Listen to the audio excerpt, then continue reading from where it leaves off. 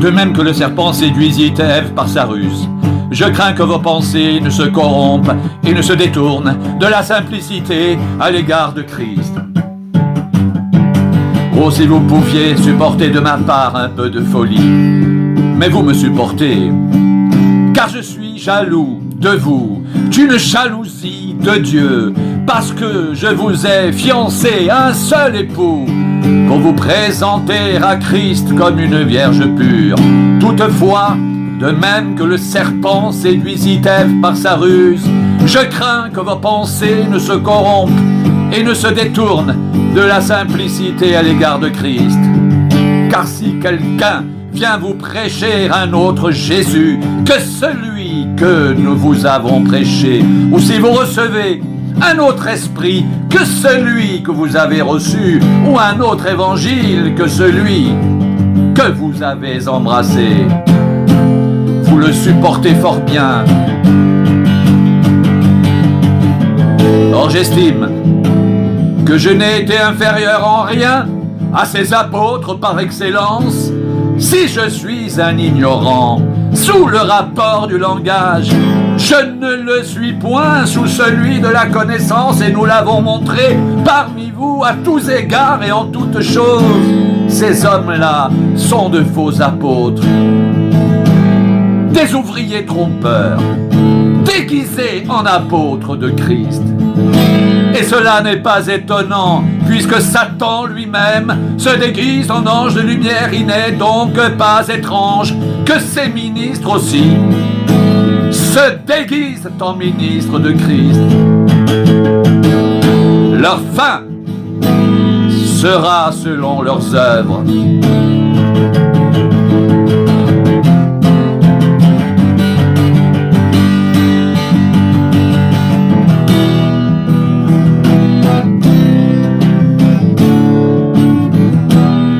De grandes foules faisaient route avec Jésus.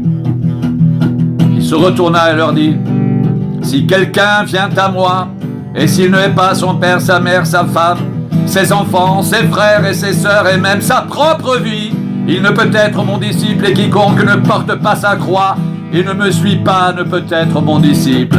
Car lequel de vous, s'il veut bâtir une tour, ne s'assied d'abord pour calculer la dépense et voir s'il a de quoi la terminer, de peur qu'après avoir posé les fondements, il ne puisse l'achever, et que tous ceux qui le verront ne se mettent à le railler en disant: cet homme a commencé à bâtir et il n'a pu achever.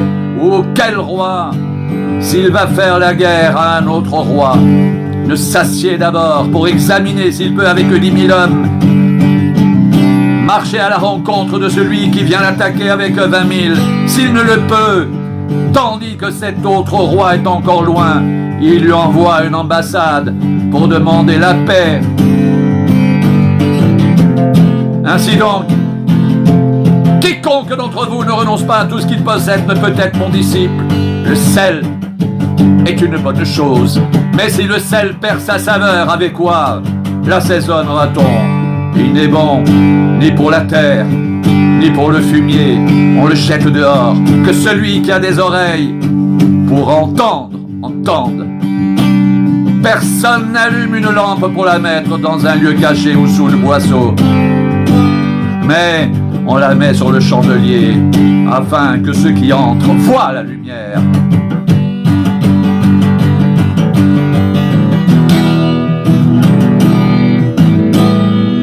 Ton œil est la lampe de ton corps.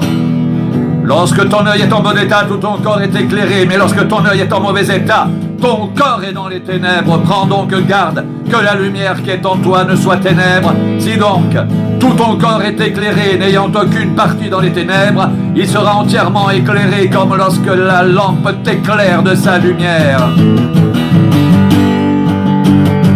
Jésus dit à tous: si quelqu'un veut venir après moi, qu'il renonce à lui-même, qu'il se charge chaque jour de sa croix et qu'il me suive. Car celui qui voudra sauver sa vie la perdra, mais celui qui la perdra à cause de moi la sauvera. Et que servirait-il à un homme de gagner tout le monde s'il se détruisait ou se perdait lui-même? Car quiconque aura honte de moi et de mes paroles, le Fils de l'homme aura honte de lui, quand il viendra dans sa gloire et dans celle du Père et des saints anges. Pendant qu'ils étaient en chemin, un homme dit à Jésus: « Seigneur, je te suivrai partout où tu iras. » Jésus lui répondit: « Les renards ont des tanières, et les oiseaux du ciel ont des nids, mais le Fils de l'homme n'a pas un lieu où il puisse reposer sa tête. » Il dit à un autre: « Suis-moi. » Et il répondit: « Seigneur, permets-moi d'aller d'abord ensevelir mon Père. »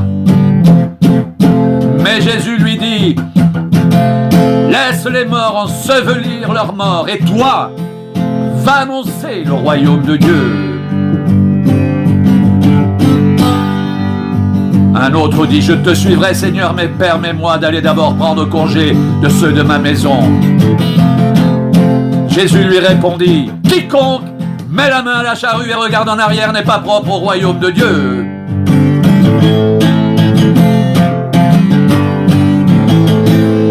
Malheur à toi, Chorazin. Malheur à toi, Bethsaïda. Car si les miracles qui ont été faits au milieu de vous avaient été faits dans Tyr et dans Sidon il y a longtemps, qu'elles se seraient repenties en prenant le sac et la cendre.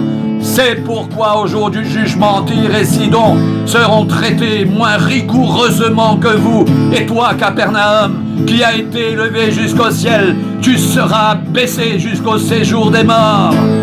Celui qui vous écoute m'écoute, et celui qui vous rejette me rejette, et celui qui me rejette rejette celui qui m'a envoyé.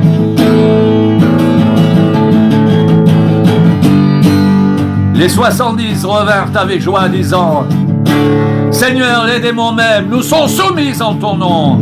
Jésus leur dit: Je voyais Satan tomber du ciel comme un éclair.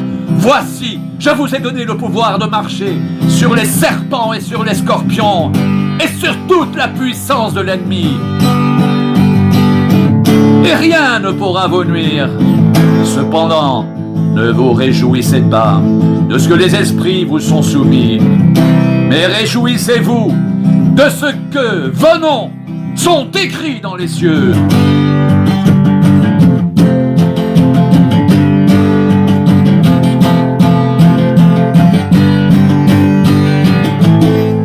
Jésus traversait les villes et les villages, enseignant et faisant route vers Jérusalem. Quelqu'un lui dit: N'y a-t-il que peu de gens qui soient sauvés? Il leur répondit: Efforcez-vous d'entrer par la porte étroite, car, je vous le dis, beaucoup chercheront à entrer et ne le pourront pas. Quand le maître de la maison se sera levé et aura fermé la porte, et que vous, étant dehors, vous commencerez à frapper à la porte en disant: Seigneur, Seigneur, ouvre-nous. Il vous répondra: Je ne sais d'où vous êtes. Alors, vous vous mettrez à dire: Nous avons mangé et bu devant toi, et tu as enseigné dans nos rues. Et il répondra: Je vous le dis, je ne sais d'où vous êtes. Retirez-vous de moi, vous tous, ouvriers d'iniquité.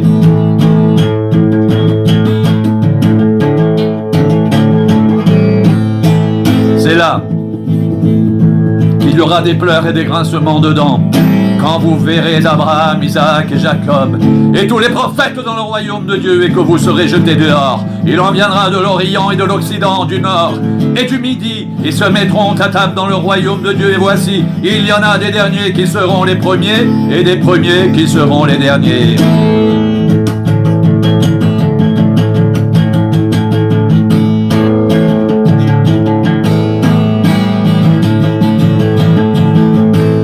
Pendant qu'ils étaient en chemin, un homme dit à Jésus: Seigneur, je te suivrai partout où tu iras. Jésus lui répondit: Les renards ont des tanières et les oiseaux du ciel ont des nids, mais le Fils de l'homme n'a pas un lieu où il puisse reposer sa tête. Il dit à un autre: Suis-moi. Il répondit: Seigneur, permets-moi d'aller d'abord ensevelir mon père. Mais Jésus lui dit, laisse les morts ensevelir leurs morts, et toi va annoncer le royaume de Dieu. Un autre dit, je te suivrai Seigneur, mais permets-moi d'aller d'abord prendre congé de ceux de ma maison. Jésus lui répondit, quiconque met la main à la charrue et regarde en arrière n'est pas propre au royaume de Dieu.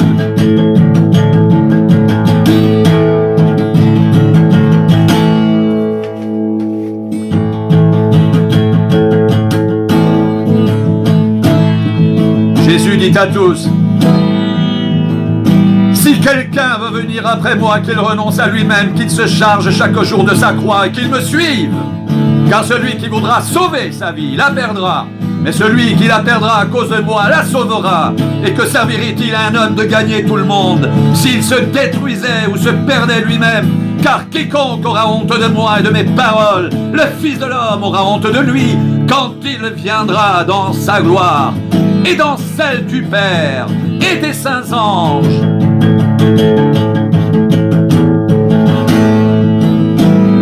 De même que le serpent séduisit Ève par sa ruse, je crains que vos pensées ne se corrompent et ne se détournent de la simplicité à l'égard de Christ. Oh, si vous pouviez supporter de ma part un peu de folie, mais vous me supportez, car je suis jaloux de vous, d'une jalousie de Dieu, parce que je vous ai fiancé à un seul époux, pour vous présenter à Christ comme une vierge pure. Toutefois, de même que le serpent séduisit Ève par sa ruse, je crains que vos pensées ne se corrompent et ne se détournent de la simplicité à l'égard de Christ.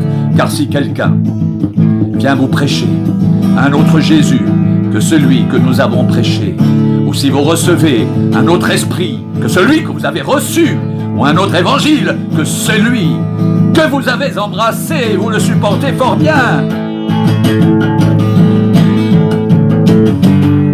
Or j'estime que je n'ai été inférieur en rien à ces apôtres par excellence. Si je suis un ignorant sous le rapport du langage, je ne le suis point sous celui de la connaissance, et nous l'avons montré parmi vous à tous égards et en toutes choses. Ces hommes-là sont de faux apôtres, des ouvriers trompeurs déguisés en apôtres de Christ, et cela n'est pas étonnant, puisque Satan lui-même se déguise en ange de lumière. Il n'est donc pas étrange que ces ministres aussi se déguisent en ministres de justice. Leur fin sera selon leurs œuvres.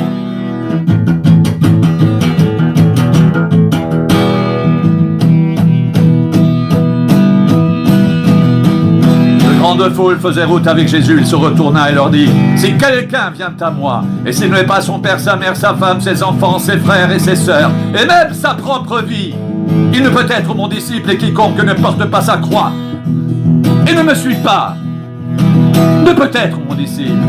Car lequel de vous, s'il veut bâtir une tour, ne s'assied d'abord pour calculer la dépense et voir s'il a de quoi la terminer, de peur qu'après avoir posé les fondements, il ne puisse l'achever, et que tous ceux qui le verront ne se mettent à le railler en disant, cet homme a commencé à bâtir et il n'a pu achever.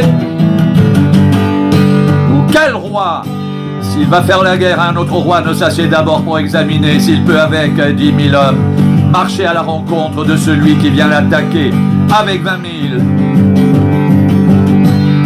S'il ne le peut, tandis que cet autre roi est encore loin, il lui envoie une ambassade pour demander la paix. Ainsi donc, quiconque d'entre vous ne renonce pas à tout ce qu'il possède ne peut être mon disciple. Le sel est une bonne chose, mais si le sel perd sa saveur, avec quoi l'assaisonnera-t-on? Il n'est bon ni pour la terre, ni pour le fumier, on le jette dehors. Que celui qui a des oreilles pour entendre, entende. Personne n'allume une lampe pour la mettre dans un lieu caché ou sous le boisseau, mais on la met sur le chandelier, afin que ceux qui entrent voient la lumière. Ton œil est la lampe de ton corps. Lorsque ton œil est en bon état, tout ton corps est éclairé. Mais lorsque ton œil est en mauvais état, ton corps est dans les ténèbres. Prends donc garde que la lumière qui est en toi ne soit ténèbres. Si donc ton corps est éclairé, n'ayant aucune partie dans les ténèbres, il sera entièrement éclairé, comme lorsque la lampe t'éclaire de sa lumière.